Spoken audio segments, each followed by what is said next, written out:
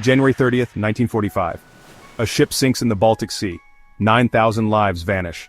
Why does history forget the deadliest maritime disaster? Launched in 1937, the Wilhelm Gustloff was Hitler's propaganda jewel, a strength-through-joy cruise ship promising Nazi utopia. Workers danced in ballrooms, dined in grand halls, and sailed the Mediterranean, oblivious to the war ahead. By 1945, this symbol of Nazi pride became a lifeline for thousands. As Soviet forces closed in, Operation Hannibal, a desperate evacuation, turned the Gustloff into a floating coffin. Designed for 1,900, it now carried over 10,000 souls, U-boat trainees, wounded soldiers, and civilians fleeing Soviet vengeance. Refugees flooded Gotenhafen's docks, starving, frostbitten, and desperate. A ticket to the Gustloff was half your salvation, survivor Heinz Schön recalled. But chaos reigned. Guards prioritized party elites, while mothers bribed sailors with heirlooms for a spot on the ship. Teenage auxiliaries slept in drained pools, pregnant women huddled in makeshift wards. Above deck, anti-aircraft guns stood watch, a grim reminder, this was no hospital ship, it was a war target. 2 captains, 1 doomed ship.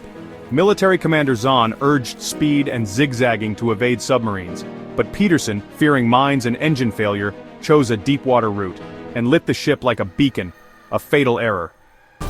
At 9:16 p.m., Soviet Captain Alexander Marinesko, a man desperate to redeem his career, spotted the Gustloff's lights. 3 torpedoes, labeled for Motherland, for Leningrad, and for Stalin, tore into the hull. Panic erupted. The first torpedo obliterated crew quarters, trapping rescuers. The second flooded the pool, drowning auxiliaries. The third killed the engines, plunging the ship into darkness. Lifeboats froze solid. Thousands jumped into -18 degrees Celsius waters, a death sentence in minutes. Mothers screamed, "Children out, we've hit a mine!" But there was nowhere to go. The stairs were a stampede. I held my sister's hand until the cold took her. Rescue ships faced an impossible choice: save lives or flee the Soviet sub. Torpedo boat T-36 saved 564 before retreating. 1 lifeboat held a miracle, a baby swaddled in blankets, orphaned but alive. By dawn, the Baltic was a graveyard. Over 9,000 perished, 4 times the Titanic's toll, yet headlines buried the story. In Allied nations, sympathy for Germans was scarce. In Germany, defeat overshadowed grief. For decades, the Gustloff was a taboo. Cold War Germany couldn't mourn Nazi victims.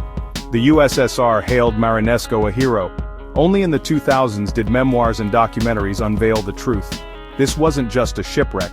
It was a microcosm of war's indiscriminate horror. The Gustloff's dead were mothers, soldiers, children caught in a war they didn't start. Their story challenges us. Who deserves remembrance? As the last survivors fade, we must ask, does tragedy have sides?